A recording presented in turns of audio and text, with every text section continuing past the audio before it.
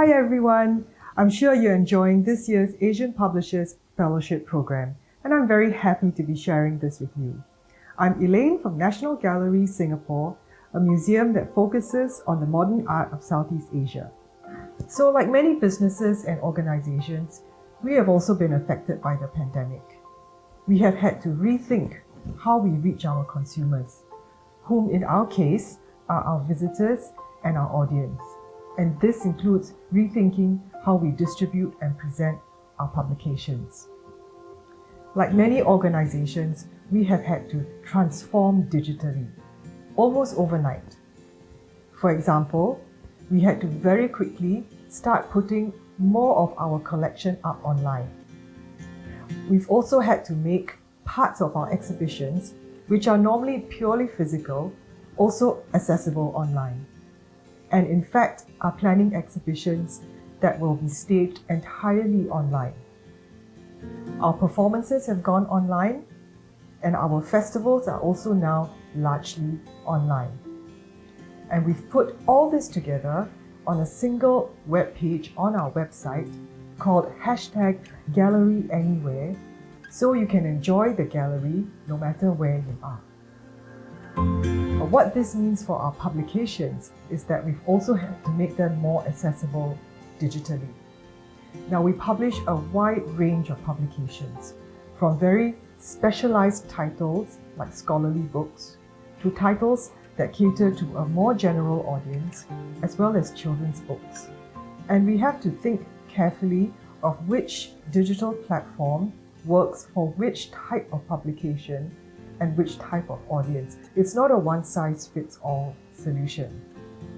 So part of this is us devising our ebooks strategy.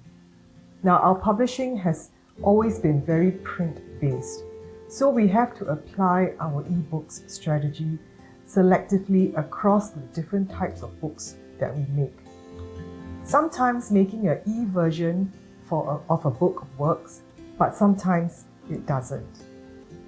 For instance, many of the books we publish are exhibition catalogs.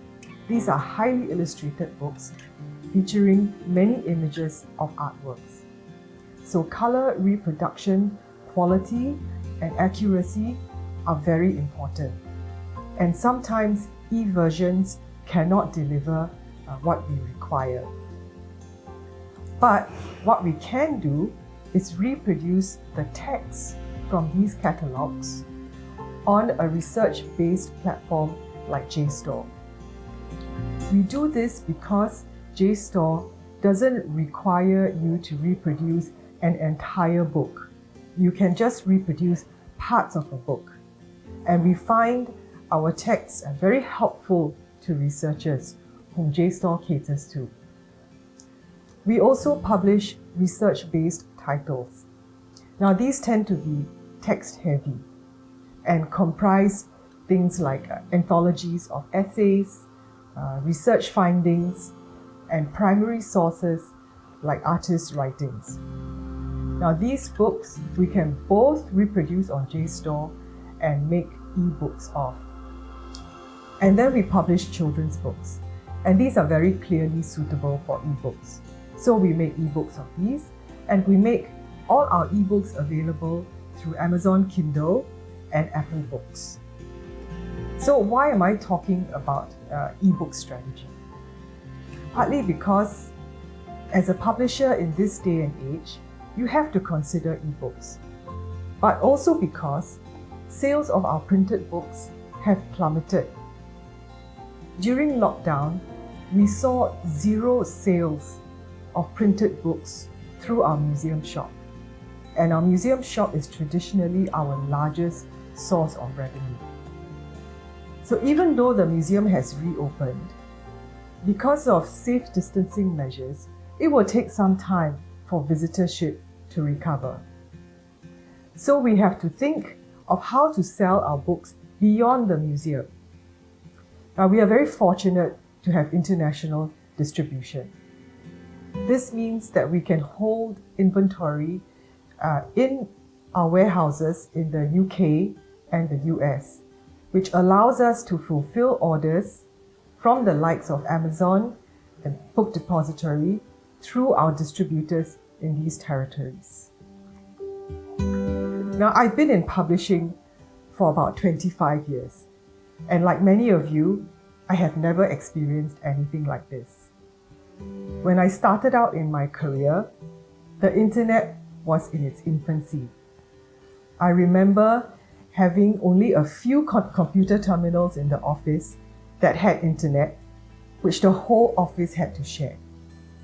So in some ways, we are fortunate now to have this technology that allows us to stay connected and to hold conferences even during a pandemic.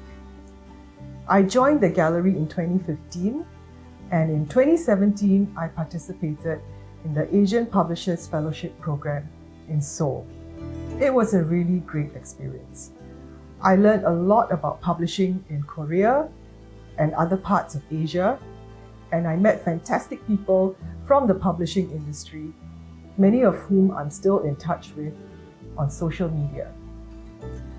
So what was clear then was that even though we worked in different markets and came from different cultures, is that we shared many of the same challenges and the same goals.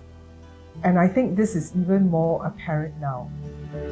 But the value of conferences like this is that it brings people together and allows us to share and exchange information, ideas, and experiences, and build relationships that can benefit each one of us. So I want to thank Copus for bringing us together again this year, and to wish everyone a fruitful and productive fellowship.